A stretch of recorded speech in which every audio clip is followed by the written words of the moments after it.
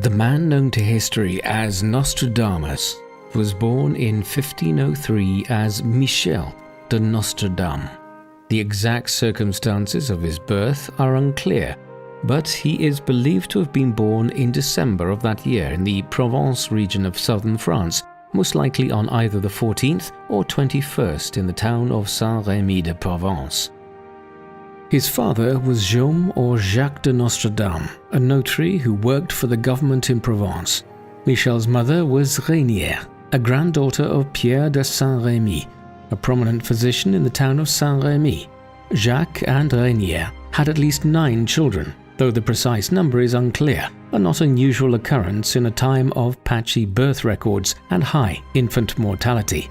The Nostradame family had a somewhat shadowy background, and there is little information about Michel's childhood. The family was possibly Jewish in origin. This placed them in a difficult position because the Jewish people had come under severe persecution in France and other countries such as England in the High Middle Ages, with governments issuing orders for them to either leave those dominions entirely or convert to Christianity. Many converted but continued to practice Judaism in private. The Nostradame family held out for many centuries to come, in part because the weak, decentralized nature of the French crown made royal enforcement of such directives in regions such as Provence difficult.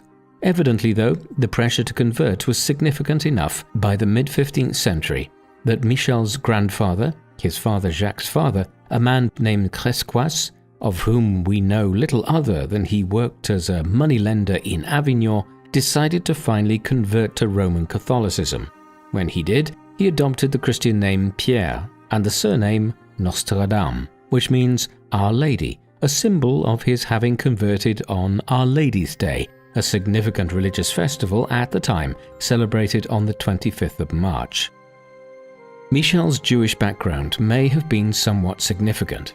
There was a major strain of mysticism and esoteric knowledge involved in Jewish literature and thought in Europe in the late medieval and early modern periods, ones which influenced Michel's later writings. Foremost here was the Jewish Kabbalah, a school of thought in Jewish mysticism which sought to explain the relationship between an unchanging, eternal God and the finite world of mortals. This focused on sacred texts, many of them away from the mainstream of Judaism, and a good deal of which utilized language and rituals which were open to myriad interpretations. The language could often be vague and of an apocalyptic nature. For instance, the most central text within it, the Zohar, is a group of books offering mystical commentary on the Jewish Torah.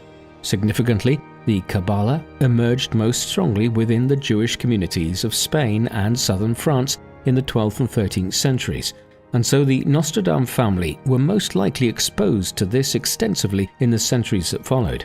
Scholars have long noted the influence of the Kabbalah and Jewish mysticism on Nostradamus' later writings. We know almost nothing about Michel's earliest years. A theory that he was educated in his childhood with his maternal grandfather, and it was from him which he gained some of his earliest training as a physician, is certainly spurious, as Pierre de Saint-Rémy died when Michel was still an infant. What is clear is that in 1518, when he was 14 years old, Michel entered the University of Avignon, one of France's oldest universities, having been first established in 1303. There he began studying for his baccalaureate, a degree which, like nearly all educational curricula in Europe at the time, was heavily centered on grammar, rhetoric and logic, and the works of Greek and Roman writers such as Aristotle and Cicero. However, Michel's time here was cut short by a major outbreak of the bubonic plague in southern France, one which forced the college authorities to close the institution. This was standard procedure at the time, and when major plague outbreaks occurred, those who had the means to do so tended to flee from cities and towns to rural areas to avoid the crowded urban settings in which disease proliferates. The closure of Avignon in the late 1510s inadvertently led to a formative period in Michel's life. He took the opportunity to begin traveling widely, and it was during this period, when he was moving around Western Europe, that he seemingly undertook much of his initial training as a physician in an informal capacity.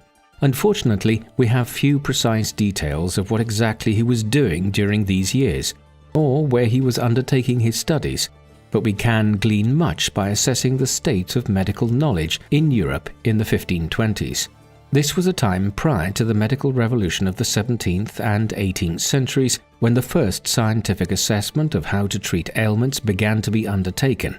Instead, the treatment of illness in the 16th century relied to an overwhelming extent on practices with little medical efficacy, particularly bloodletting, the practice of drawing off a significant amount of blood from a sick individual.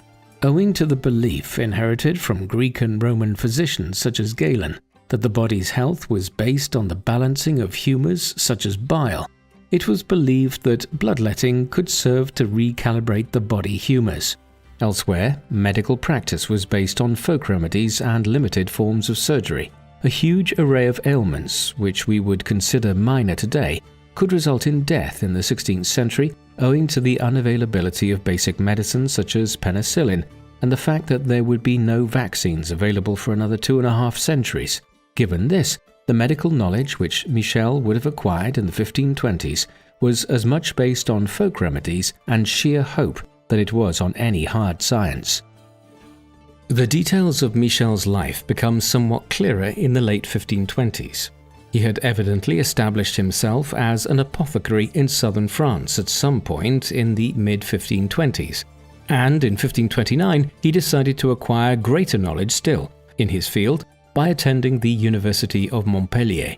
The University of Montpellier was home to one of the oldest formal medical schools in Europe, having been established here as far back as the 1130s, though this was predated by the medical school founded in Salerno in Italy in the 11th century. However, Michel's time here, like his sojourn at Avignon a decade earlier, did not last long. Within weeks, the college authorities at Montpellier had learned that he had worked as an apothecary prior to entering the university. This was a clear violation of the university statutes, which prohibited students from having previously engaged in a manual trade, at a time when Europe's universities were still the preserve of the affluent sons of the nobility and the gentry.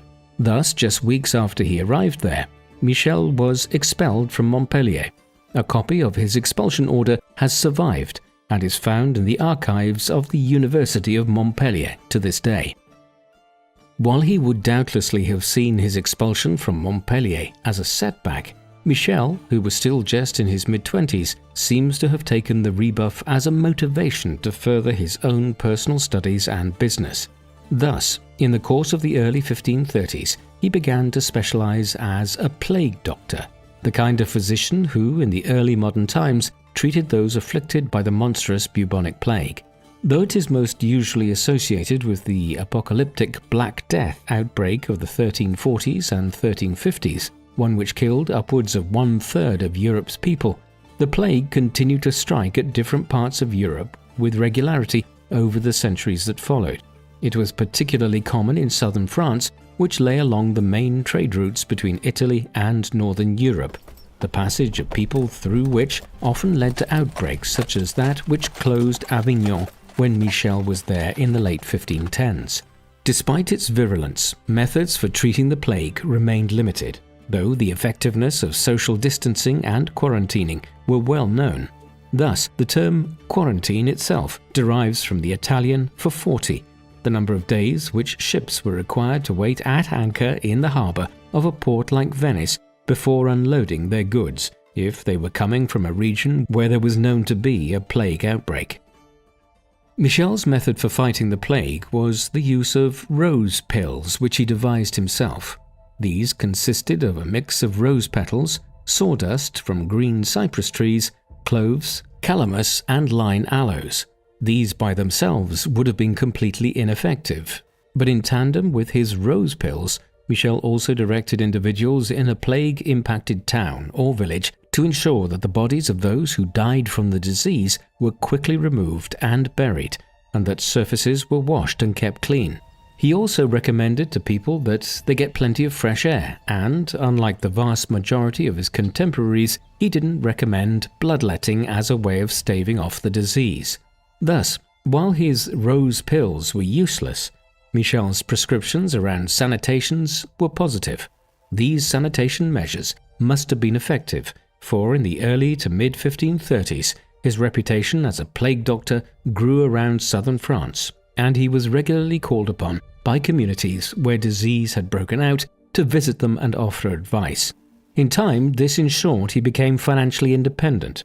For instance, when the plague broke out in Aix, the capital of Provence, in the late 1530s, Michel headed there and helped the city authorities stop its spread. They subsequently rewarded him with a pension for life for his services. Michel had also married by this time. In 1531, he had taken up an offer presented to him by Jules César Scaliger, an Italian physician who was living in the town of Agen in southwestern France. Once there, Michel married a local woman whose name was possibly Henriette d'Ancos. They quickly had 2 sons together, but the marriage ended in tragedy when Michel's wife and 2 children were themselves carried off by a plague outbreak in 1534. It may have been his personal tragedy that caused him to redouble his efforts at developing methods of stopping the virulence and spread of plague, and his time at Agen was significant for other reasons. Scaliger, who had first invited him to the town, was a formidable scholar with a reputation throughout Europe, one who had engaged in debates in print with Desiderius Erasmus, the leading European scholar of the first half of the 16th century. Thus, while in Agen, Michel was able to make use of Scaliger's extensive library. While we cannot be sure what he read here and how it influenced his subsequent writings, doubtless anything he was perusing in print during these years could be viewed as an influence on Michel's subsequent written works. In 1538, an event was to occur which would influence the course of much of the rest of Michel's life, and without which we may never have heard of him today. That year, he was accused of heresy in France. This was a dangerous time to be seen as a heretic. The Protestant Reformation had swept across Germany and was beginning to infiltrate large parts of Western Europe, France included. Fearful, no doubt, of extraordinary punishment, Michel did not attend his trial and effectively went on the run. Much of this was within France itself, and it appears that his crime, whatever had led him to being accused of heresy, was limited enough that he was able to continue working in Provence and other regions. However, he also travelled further afield, to Italy. It was here that he established contacts within the printing industry, the capital of which in southern Europe was located at Venice. Though he did not begin publishing just yet, Michel would soon, and it would be owing to his Italian influences. Meanwhile, in the mid-1540s, he returned to France, where he was yet again involved in fighting a plague outbreak in the city of Marseille. Shortly thereafter, he finally settled down in Salon de Provence, and it was here in the late 1540s where he started a second family after marrying an affluent widow by the name of Anne Ponsard. They would have 3 sons and 3 daughters in the years that followed. Moreover, between his wife's own financial means and the extensive pensions and payments he had accrued himself as a plague doctor over the years, Michel was in a position to settle down as a writer as he entered what we would now term middle age, but which at the time was seen as old age. Michel's authorial career began in 1550 when he published his first book. This was an almanac, a kind of small booklet or pamphlet. These short and cheap publications were the foundation of the publishing industry in 16th century Europe, a time when full books were still expensive to produce, but small 8, 16 or 32-page booklets could be mass-produced quickly and sold for a reasonable price. Accordingly, almanacs on all manner of different subjects, from the religious disputes which were ongoing between Catholics and Protestants to agricultural matters and recipe books were produced across Europe at the time. Almanacs were a kind of subgenre which offered information on a subject relevant to that year. Michel's first one was on astrological predictions, and he was inspired to write it after visiting Italy again and meeting with his acquaintances in the publishing sector there. Here he took the decision to Latinize his name and identify himself as Nostradamus on the cover, a flourish of showmanship which would have enduring implications. The almanac was a commercial success, and in the years that followed, he continued to publish at least one on an annual basis. Unfortunately, despite the fact that they sold well at the time, copies of these have generally not survived down to the present day, and it is generally not possible to determine how Nostradamus's prophetic writings evolved in the early 1550s from the almanacs into what would later become his more well-known prophecies. We do know the general structure of the almanacs. These consisted of 12 four-line long poems or quatrains, ones which offered predictions for the coming year, couched in rhyming language. These were written in vague, esoteric, almost secretive language of a kind which was certainly of interest and peculiar to the mid-16th century reader, and which also had the added advantage of being open to a very wide interpretation. They were instantly popular, and as they were, Nostradamus determined that they were a good format for him to continue writing in.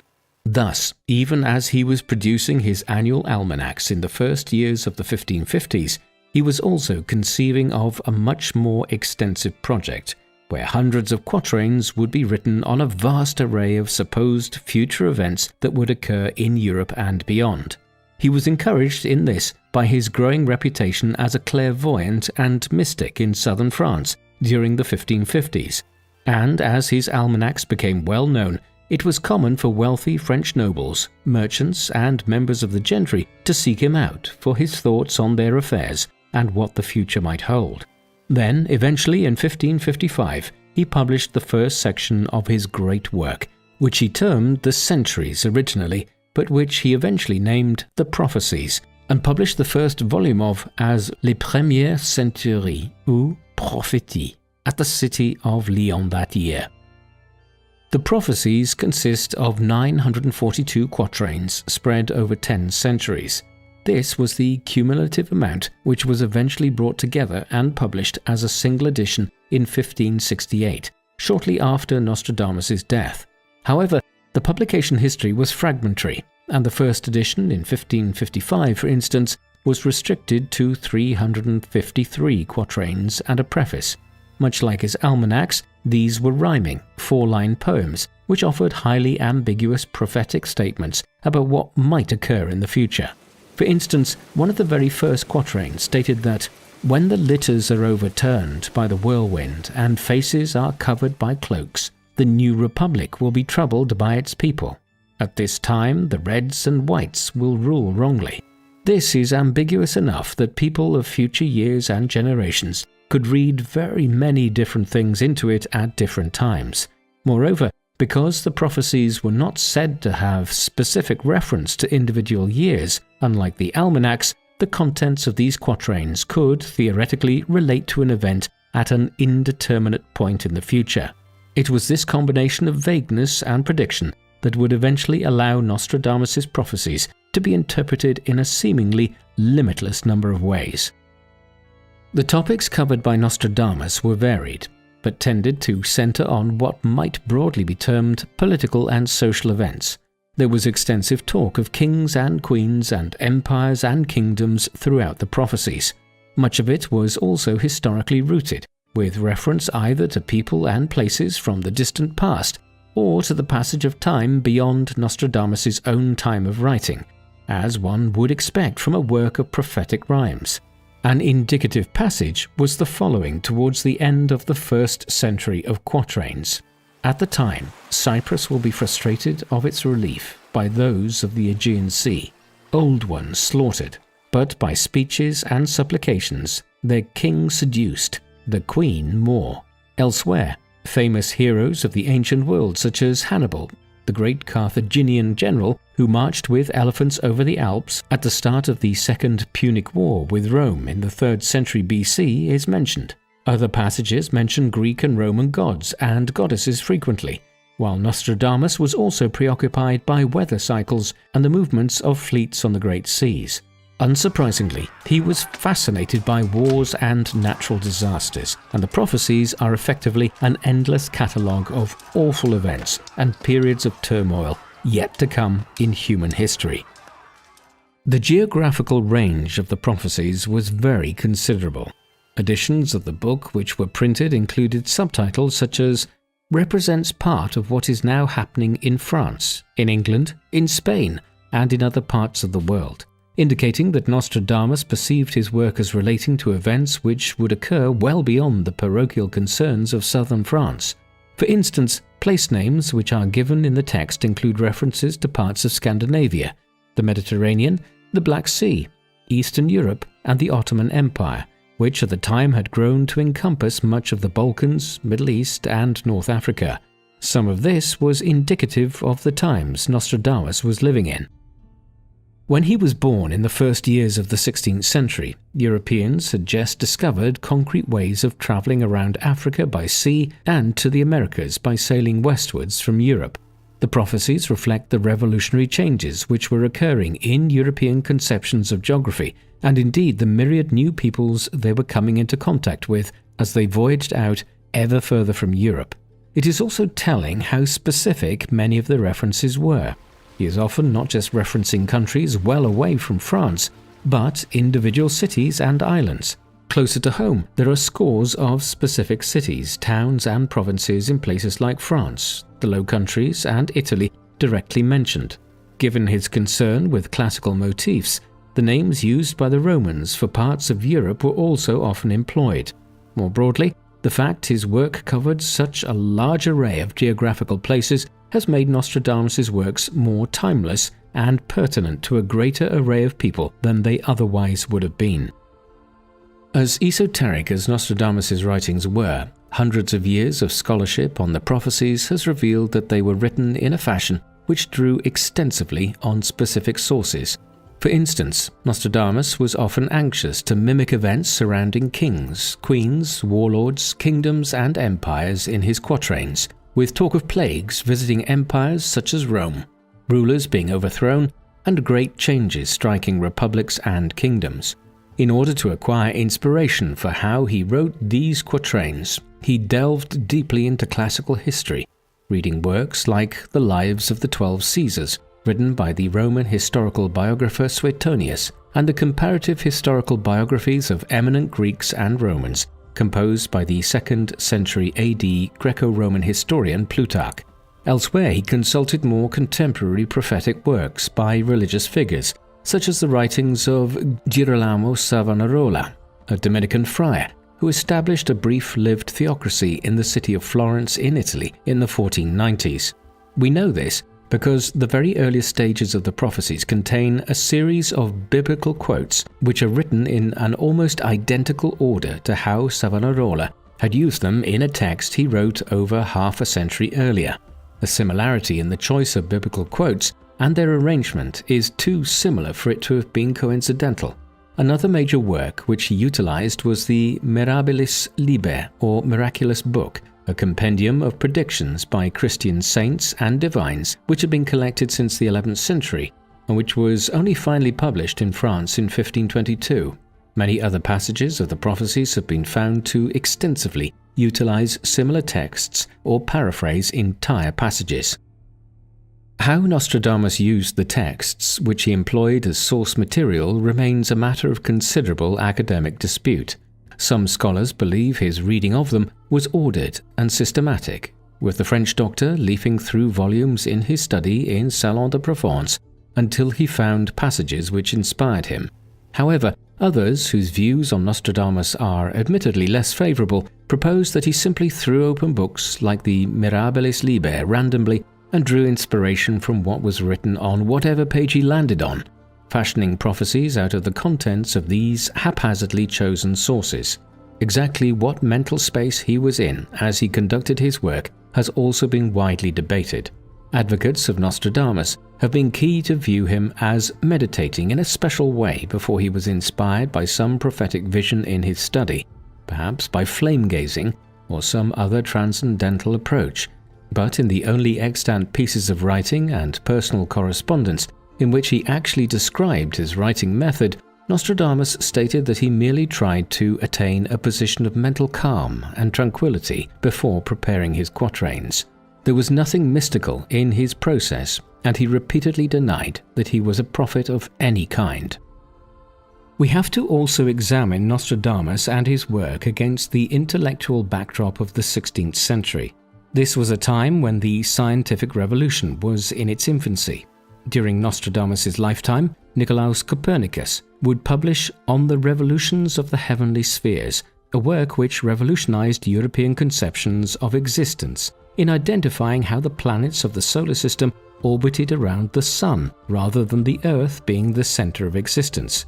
It was also a period when the new Renaissance learning which had emerged in Italy during the 14th and 15th centuries was spreading north over the Alps to France, Germany, the Low Countries and England. The Protestant Reformation began in Germany in 1517, calling into question all of the established beliefs of the Church, and Europeans were beginning to explore the world.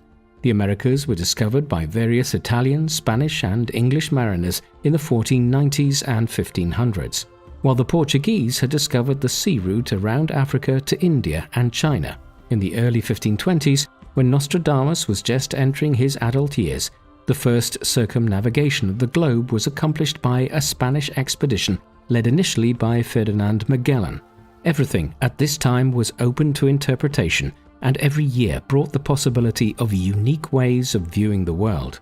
Such a world was conducive towards individuals like Nostradamus producing prophetic and esoteric or secretive works of the kind that he did. A strain of European intellectual debate in the 16th century which was particularly relevant to Nostradamus' writings was the revival of Neoplatonism and Hermeticism. These were intellectual movements that had emerged in the last centuries of the Roman Empire and which focused on esoteric or secret forms of knowledge. For instance, Hermeticism, the name of which was taken from the late antique movement associated with the fabled scholar Hermes Trismegistus, focused on areas of study like magic, astrology, and alchemy. These were real subjects of scholarly dispute in Europe in Nostradamus' time, and formed the basis of the scientific studies of many scholars like Giordano Bruno, a 16th century Italian scholar who blended astrology, proto-science, Hermeticism and Neoplatonism together in his work, and Sir Walter Raleigh and John Dee in Elizabethan England, each of whom were looking to find the philosopher's stone, the substance which it was believed would allow individuals to turn any substance into gold. Hermeticism, Neoplatonism, astrology and prophetic writings were all part of the mainstream of intellectual discourse in 16th century Europe, and Nostradamus was very much writing within this tradition. Our own scientific age might look about these forms of inquiry as backward or primitive today, but the reality is that this open-minded form of intellectual exploration was a key element of the development of the scientific revolution. Thus, Nostradamus was writing at a time when individuals such as himself, with a background in medicine and proto-scientific inquiry, were often incorporating astrology, prophecy, and other forms of esoteric knowledge into their writings. Nostradamus' writings, though, are not remembered today for the intellectual landscape in which they were written, but for their alleged predictions of major historical events. One of the more striking of Nostradamus' prophecies, which is believed to have come to pass, concerns the Great Fire of London. In early September 1666, a small fire in London spread until it burned down a huge proportion of the city. The death toll was relatively minor, but it destroyed most of the medieval city. In its aftermath, many fans of Nostradamus began to point towards a specific quatrain in his prophecies which seemed to predict this. This read, quote, "The blood of the just will commit a fault at London. Burned through lightning of 23's the 6. The ancient lady will fall from her high place. Several of the same sect will be killed." This has been interpreted as a direct prediction of the Great Fire, most obviously because of the specific references to a great burning of London, but also because the reference to 23's the 6, which could be interpreted to add up to 66. However, there was no lightning involved in the Great Fire. Rather, it started in a baker's workshop. Very few people died, unlike Nostradamus' reference to several of the same sect being killed, and the reference to an ancient lady has no obvious reference to the political circumstances of England at the time. Nevertheless, the Great Fire and the seeming reference to it further augmented Nostradamus' reputation in the latter stages of the 17th century. While his prophecies did range over a wide array of geographies, inevitably there was a particular focus on France and French affairs. Unsurprisingly then, avid Nostradamus readers have identified several major events in French history which the Provençal plague doctor was believed to have predicted. The most prominent was the French Revolution and the rise of Napoleon Bonaparte. There is an extensive series of quatrains in one of his centuries which foretells a time of great strife and civil discord in the country, followed by a new ruler emerging.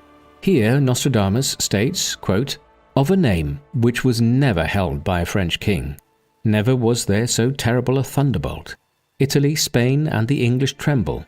This certainly fits with Napoleon. He came from a Corsican family of a middling social class, one which was actually more Italian than French, and which had never been anywhere near ruling France in the past.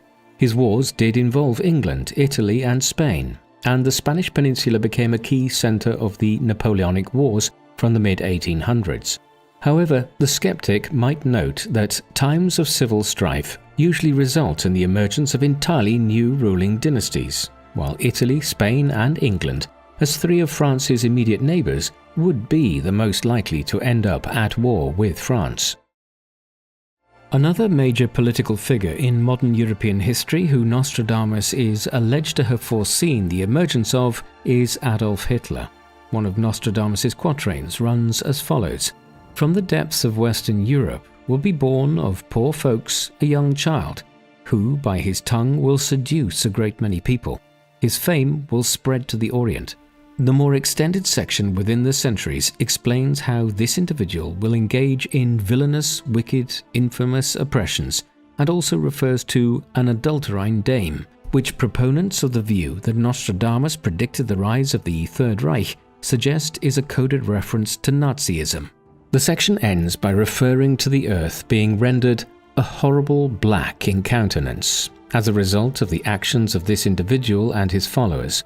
A whole slew of other quatrains are also noted as being relevant to the general course of the Second World War. For instance, one section which refers to a large mastiff being driven from a city and then surprise at an alliance which is formed could be read as referring to England being driven from France and Paris in 1940 and the somewhat unusual nature of the alliance which was briefly agreed between Nazi Germany and Soviet Russia between 1939 and 1941.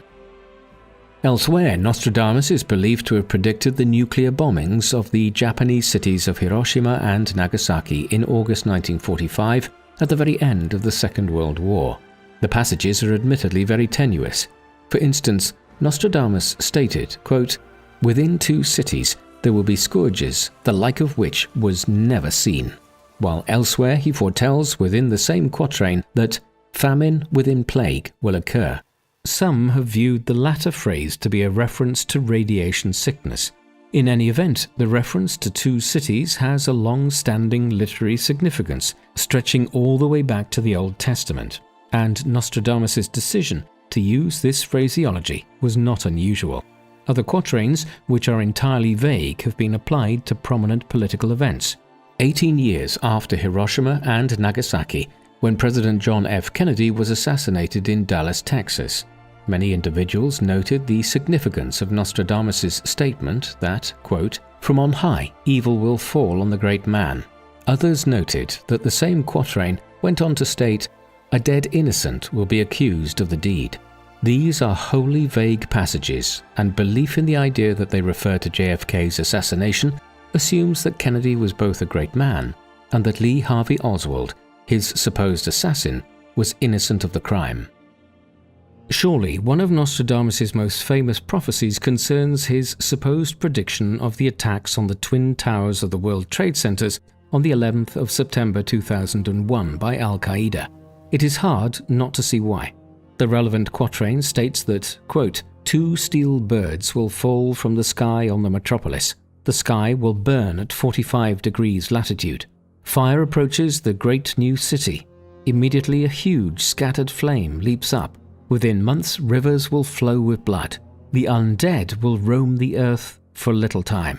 The two steel birds here, which Nostradamus refers to as falling from the sky on a great city, is a striking statement about the planes which crashed into the two towers, while the scattered flame, which he refers to as leaping up, would certainly match with the inferno which was unleashed above downtown Manhattan that morning in 2001. Moreover, the reference to rivers of blood being shed within months is a striking portent of the fact that the United States would invade Afghanistan just weeks later, and later Iraq in response to the attacks. Fans of the significance of Nostradamus' prophecies certainly have a strong argument that quatrains such as these are strikingly prophetic. And then there are the more recent events still. Many have noted the relevance of a quatrain pertaining to 2022 in which Nostradamus stated, "Because they disapprove of his divorce, a man who later they consider unworthy, the people will force out the king of the islands. A man will replace him who never expected to be king." Some have seen this as being a reference to Prince Charles's divorce from Princess Diana and the negative public sentiment which attached itself to him as a result. Charles has recently ascended as King Charles III of the United Kingdom, and some have viewed this quatrain as being an indication that he will be forced to abdicate, perhaps in favour not of his eldest son, Prince William, the designated heir, but his younger son, Prince Harry, a man who never expected to be king. Other quatrains have been identified which seem to predict the war which has been in train in Ukraine since the spring of 2022, and even passages which predict the disastrous consequences of climate change. In the latter respect, the quatrains referring to the sun becoming so hot that the Black Sea will boil are particularly relevant, with Nostradamus consequently predicting that the denizens of the Mediterranean and nearby regions would be starved owing to the changing weather patterns. Of course, all of this raises a question. If Nostradamus allegedly predicted so many of the era-defining historical events, then what might his prophecies have had to say about events to come in the 21st or 22nd centuries? The portents are mixed. NASA and Elon Musk might be disappointed to learn that Nostradamus poured cold water on the idea of a successful colonization of Mars, stating that, quote, "the light of Mars will go out." He also somewhat worryingly seemed to predict a great war would break out in 2023, but that it would only last for 7 months. But perhaps the most disturbing quatrain of all predicts a breakdown in the global food chain and the advent of a real-life version of The Walking Dead. In what must surely be one of his most upsetting quatrains, Nostradamus informs us that, quote, "so high will the bushel of wheat rise, that man will be eating his fellow man." Thus, Nostradamus' predictions of future events are not for the faint-hearted and should probably be avoided by anyone with an overt tendency towards panic shopping. A major issue which needs to be taken into consideration when assessing Nostradamus' prophecies is their inherent vagueness. This was not just in terms of the esoteric, rhyming language used, but also in terms of other methods Nostradamus employed to deliberately shroud what he was saying. The Frenchman was writing at a time when charges of being a prophet or proponent of dark magic could bring about charges of heresy, an experience which Nostradamus had already had in the 1530s and which he had no wish to repeat. Accordingly, when he wrote the Prophecies, he used a mix of different languages including French, Provençal, Italian, Latin and Greek, in a deliberate effort to disguise what he was saying in places and allay any doubts that he was an agent of the devil. Moreover, some specific place names and other words which he employed can be interpreted in a completely tangential fashion.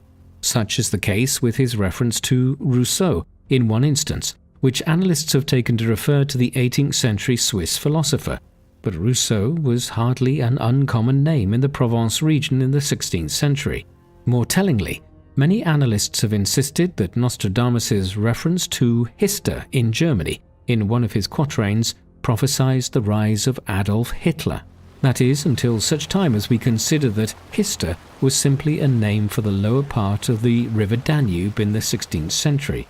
Thus, in addition to Nostradamus' prophecies being incredibly vague, there are manifold issues with how modern readers have read them without any awareness of the 16th century context in which they were written, or indeed the many classical and literary allusions which are contained within them.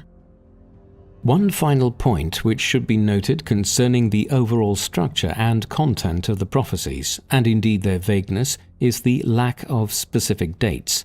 One would think that in a collection which set out to provide prophecies of future events, that it would be necessary to provide a great many dates. But in actuality, for the period between 1588 and the year 3797, Nostradamus only references 9 specific dates. Subsequent readers have sought to suggest that other elements of the text make it possible to identify the general period in which an event would occur, such as the reference to the Great Fire of London, which occurred in 1666. However, there is no doubt that the lack of dates is a serious issue when evaluating Nostradamus' work.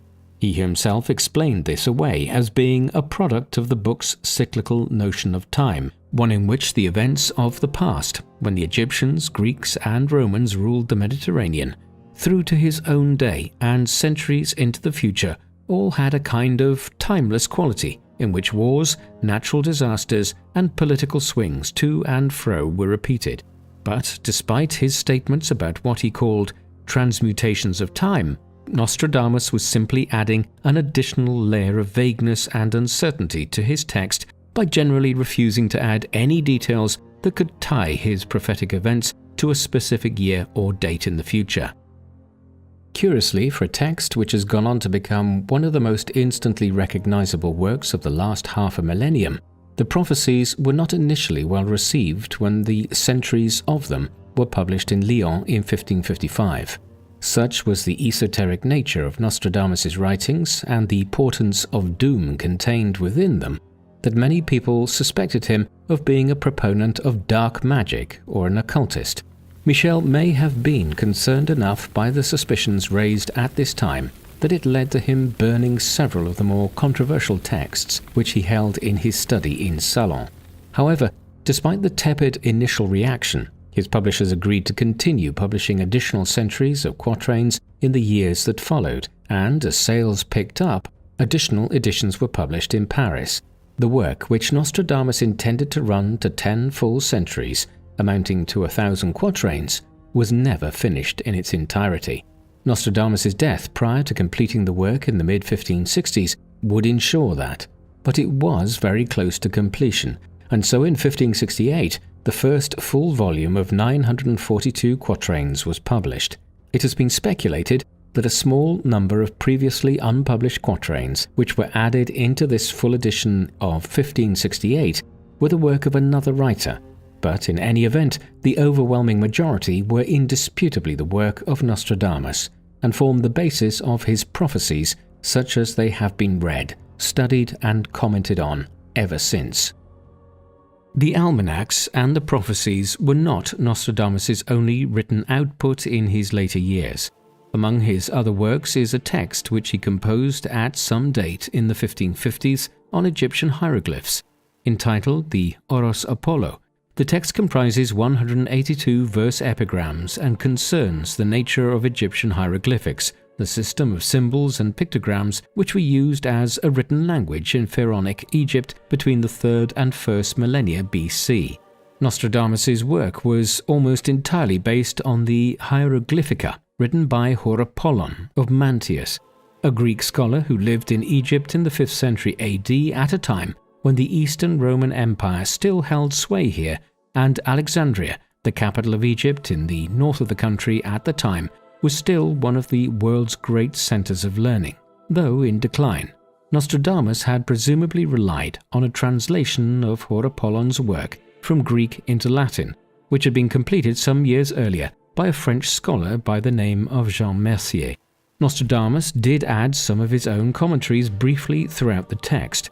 What is unusual about these is that, to the world of 16th century France, ancient Egyptian hieroglyphics were a complete mystery, They would not be translated successfully until the 19th century, following the discovery of the Rosetta Stone by Napoleon's forces in Egypt at the end of the 1790s. It is interesting, though, that the French astrologer and seer, whose writings were so consumed with esoteric knowledge, showed an interest in a secret, indecipherable language of the ancient past. Nor was this his only other work. In line with his long experience as an apothecary, physician, and plague doctor, Nostradamus also composed a number of works in the 1550s on medical topics.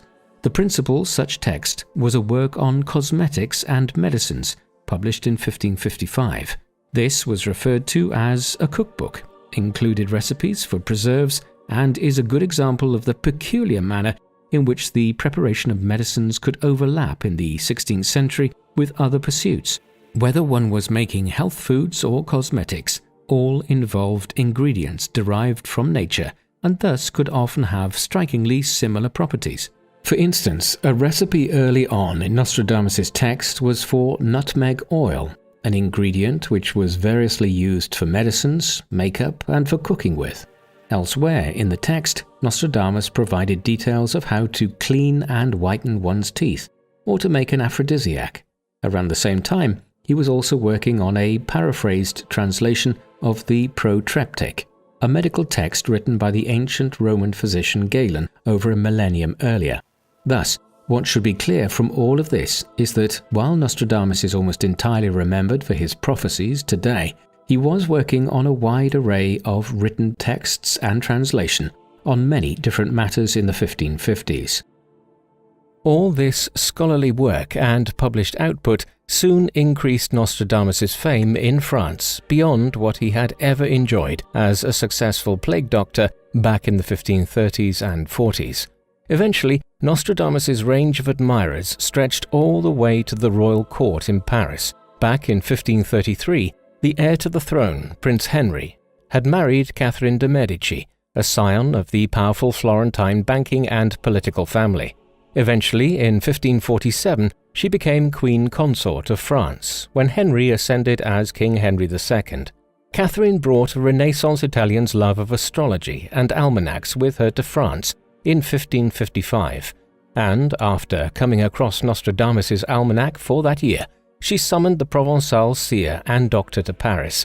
One of the quatrains in his almanac for that year hinted at a threat to the royal family, and she wished to learn more. Though initially fearful for his life, he was received warmly by the Queen. Thereafter, she regularly corresponded with him, seeking advice about future events. Then, following her husband's death in an unfortunate jousting accident in 1559, she effectively became regent for her sons, who were still too young to rule in their own stead. Catherine's faith in the Provence seer's prophetic abilities was cemented by that time. Nostradamus had, after all, written in one of his quatrains a few years earlier that, quote, "The young lion will overcome the older one, and that it would come about by a ruler being pierced through the eye," a prophecy which became highly relevant when Catherine's husband was killed by having a piece of a joust break off and penetrate into his eye and his brain. Thus it was that under Catherine's patronage in the 1560s, Nostradamus was promoted to the positions of a royal counsellor and also as physician in ordinary to the young King Charles IX. This brought Nostradamus an additional pension and some considerable protection against any charges of engaging in heresy or dark magic thereafter. A sign of his growing affluence was seen in his and his wife's investment in a scheme launched in 1556 by the French engineer Adam de Crapon to build an extensive 25-kilometre canal to bring water from the river Durance to Salon de Provence, with the goal of irrigating what was a region prone to summer droughts. The Nostradamus owned a 1/13th share in the endeavour, and it proved to be so successful that de Crapon subsequently extended the canal all the way north to the river Rhône and south to near the Mediterranean coastline at Istres. As a result of this, as well as his many pensions which accrued over the years for his work as a plague doctor and a physician, along with the royalties from his growing body of published works, the Nostradame family were able to live a relatively comfortable life in Salon de Provence in the 1550s and 1560s, though he, his wife, and 6 children remained in the same small house in the town, which is still standing today, and which indicates that his was no lavish existence by any means. By the 1560s, Michel was suffering from increasingly ill health. His primary affliction was gout, a type of arthritis which manifests in periodic bouts of painful inflammation of the joints. Despite his patronage by the royal family, he experienced one last clash with the church authorities in the early 1560s, when he was briefly imprisoned at Marignane on the orders of the local bishop. However, this was not on account of any charges of heresy or occultism, but rather because he had failed to acquire the necessary permission from the local church authorities before publishing one of his almanacs. Such permissions were increasingly necessary in a country where the church authorities were anxious to screen any works for hints of religious dissent, as France descended into a series of religious wars in the early 1560s, which would last for the next 4 decades.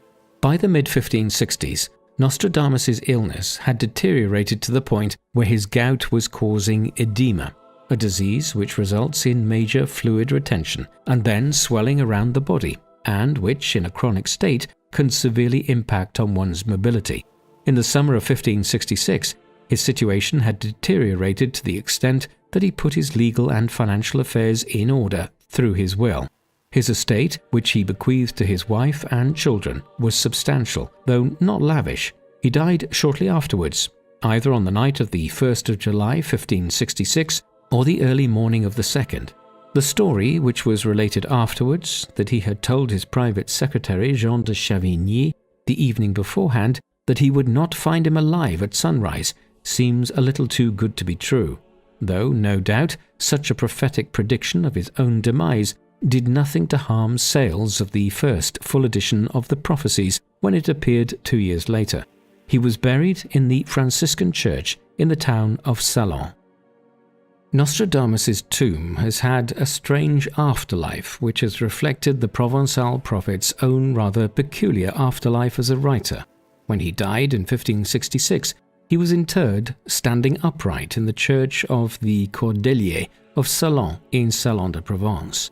There he rested for over 130 years, until in 1700 the town council determined to move his body to a more prominent crypt in recognition of his lasting fame. During the process of doing so, a necklace was found on his skeleton bearing the inscription 1700. The townspeople quickly reinterred him following this ominous revelation, the details of which may have been elaborated. He rested again for 91 years before a group of soldiers from the French Revolutionary period drunkenly broke into his tomb in 1791. The tomb was only restored following the intervention of the town mayor, who convinced the soldiers that Nostradamus had not been a nobleman. Nostradamus had the last laugh, however, as he had once foretold that evil will come to the man who opens the tomb. The soldiers were apparently attacked by some counter-revolutionary forces not far from Salon, and killed to a man. It is a fitting end to the strange intersection of fate and the prophecies of Michel de Nostredame. Over the centuries, views regarding Nostradamus' reputation have varied markedly. For much of the time since his death in 1566, attitudes towards his writings were positive. For people living through the calamities of the wars of religion in the 16th and 17th centuries, his talk of kingdoms experiencing disaster after disaster resonated. His reputation was enhanced following the Great Fire of London, which was noted as being a first major event that he clearly seemed to have predicted. Unsurprisingly, new editions of the Prophecies continued to appear. There have been over 200 editions of the work since the 16th century in many different languages, and it is one of the best-selling books of the last 5 centuries by this standard. Sales were particularly strong during periods of crisis, when fans of the French plague doctor dipped in and out of his writings in search of supposedly prescient remarks on coming misfortunes.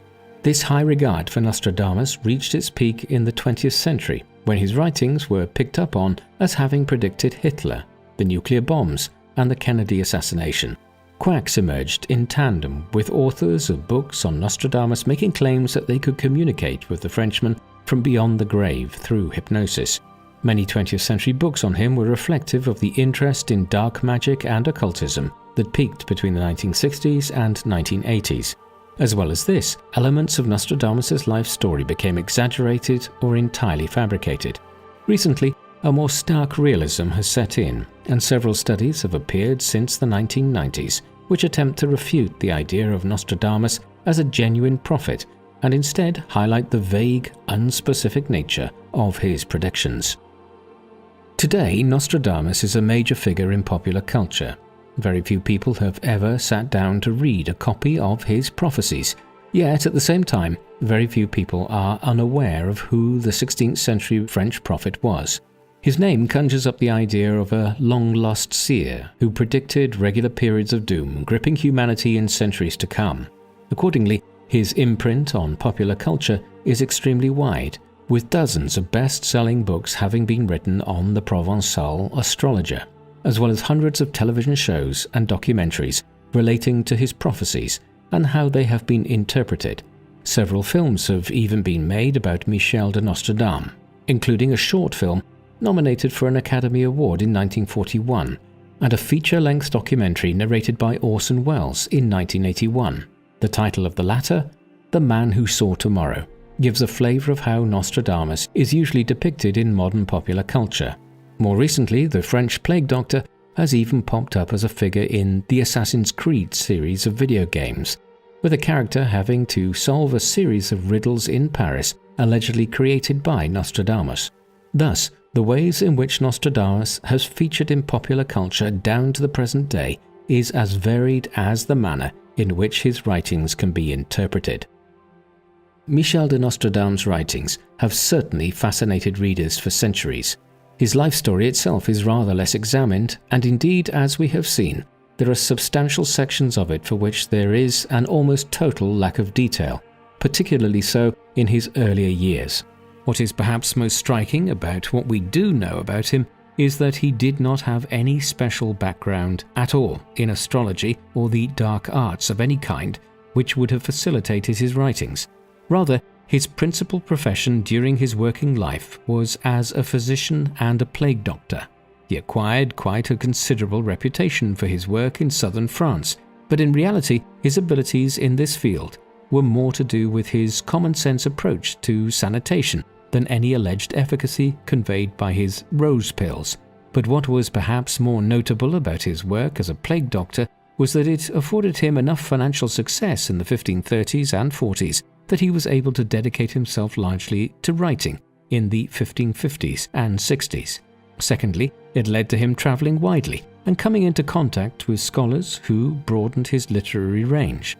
But thirdly, and perhaps more importantly, this life as a plague doctor who saw death and devastation wherever he went must have imbued Nostradamus with a deep sense of foreboding and dread, or certainly, at least, a preoccupation with death and destruction.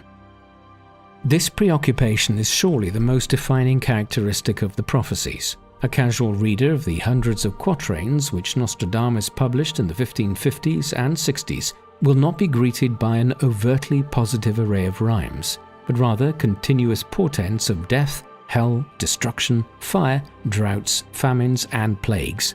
This was Nostradamus's stock and trade, and surely what has held the attention of so many people ever since. Had he written hundreds of quatrains on topics such as boat building or dressmaking, they would most likely have been forgotten about a long time ago. But the preoccupation with death and destruction, along with the inherently vague and esoteric manner in which the prophecies were written, have ensured that they have survived the test of time. Nearly 5 centuries after they were written, men and women still pore over the quatrains of doom, seeking hints and predictions of future apocalyptic events. And such was the manner in which Nostradamus wrote his verse that given a long enough time, an event can nearly always be found to correspond to a passage. What do you think of Nostradamus? Do you think his writings were prophetic, or were they just ambiguous enough that subsequent generations have been able to read an enormous amount into them? Please let us know in the comments section, and in the meantime, thank you very much for watching.